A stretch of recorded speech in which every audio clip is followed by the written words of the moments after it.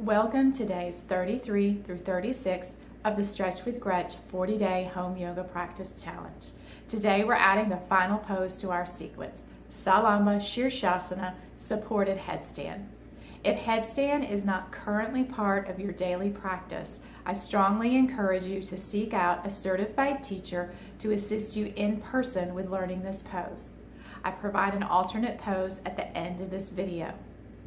You'll insert the headstand into the sequence between the standing poses and before the back bend. To get the full sequence, go to my website, stretchwithgretch.com. I'm going to start my instructions for Sirsasana by showing you the setup of the hands.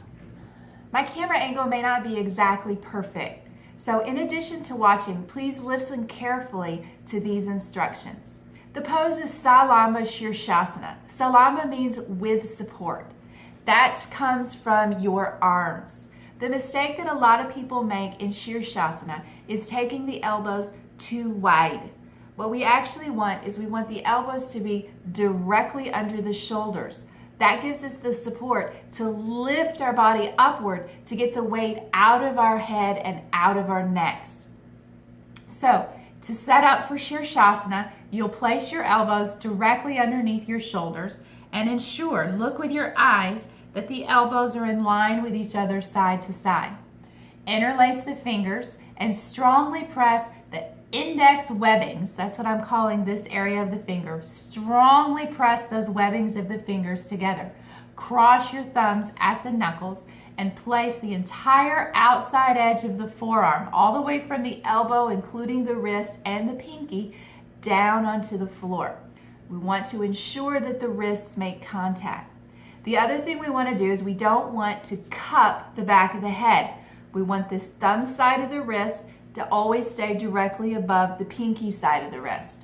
So interlace those fingers, stretch from the elbows out through the forearms, and place the index fingers down onto the floor. Make sure both wrists are on the floor. You can lift your hips to see if you have weight all the way from the elbows down into the wrists. This is your foundation, your Salamba, or with support, for Sirsasana. The next thing we need to do for Sirsasana is find the crown of the head. That's the part of the head that's going to make contact with the floor. Now there's lots of crazy ways to do that. There's one way from the eyebrows stretch back and from the ears come up. But I find the easiest way to find the crown of your head is to place your hand right here on your hairline and slowly let your hand come across your scalp. And you'll feel that there's a place where the up of the head switches to be a down, down, down, down, down. Yes? So that peak of your head is the crown of your head. That's the part of your head that's going to go on the ground in Sirsasana. Other styles of yoga encourage different parts of the head to touch. But in Iyengar yoga, we always start by placing you on the crown of the head. There are medical reasons why you would be more on the forehead, but I am going to assume for today that you don't have those and you are going on the crown of your head. If you find being on the crown of the head is not comfortable, then seek out that certified teacher to help you with this pose. For the challenge, I'm going to be showing Sirsasana balancing at the wall. If you balance in the middle of the room in your daily practice, please feel free to pull your mat away from the wall and balance in the middle of the room. I interlace my fingers and let my knuckles just graze the wall. I look down to ensure that my elbows are placed directly underneath my shoulders, and I press the webbings of my fingers strongly together, cross at the thumb knuckles, and place the wrist down with the thumb side of the wrist directly above the pinky side of the wrist. Then I can press into my forearms, lift my hips, walk in, tuck my chin, and take the crown of my head down onto the floor. Now I don't cup the back of my head, but I do hold the back of the head with the heels of my hands. Now as I walk my feet in toward the wall, I have to press into my arms and pull my shoulder blades away from the wall. Let me show that again. As I'm walking in, I'm not letting my back roll toward the wall, but rather I press into my arms and pull the shoulder blades away from the wall. I walk in as close as I can, trying to get my hips directly over my shoulders. Then I can bend one knee slightly and with the other leg come up into Salamba Sirsasana. Press into my forearms and lift my shoulder blades towards the ceiling. Roll the fronts of my thighs towards each other and bring my tailbone in to broaden and lengthen my back. Then I'll make one leg out of two. I'll bring my outer legs together and press up through my heels. Press into the arms and lift the shoulder blades. Press up through the heels to lengthen the pose and pull the pose up towards the ceiling. To come out, I'll keep one heel against the wall and step down with one leg. The other leg will follow. And then rest your head onto the floor in Adho Mukha Virasana, downward facing hero's pose that we learned way back on day 1.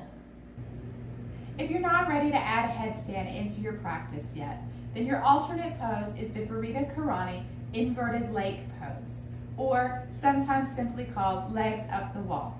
The setup is to have 2 or 3 blankets folded lengthwise, stacked on top of each other about 3 inches from the wall.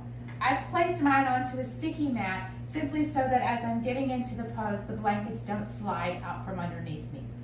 I have another blanket here. This is optional. I don't like to lay on the hard floor, and I like to be able to easily slide out into the middle of the room.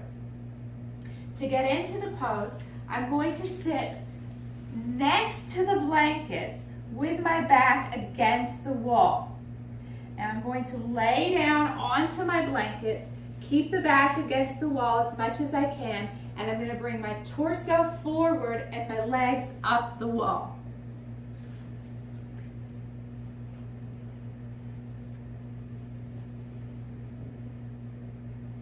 As long as your sit bones are near the wall, you're fine. If you've come off of the blanket, then go out and come back in. The sit bones don't have to touch the wall.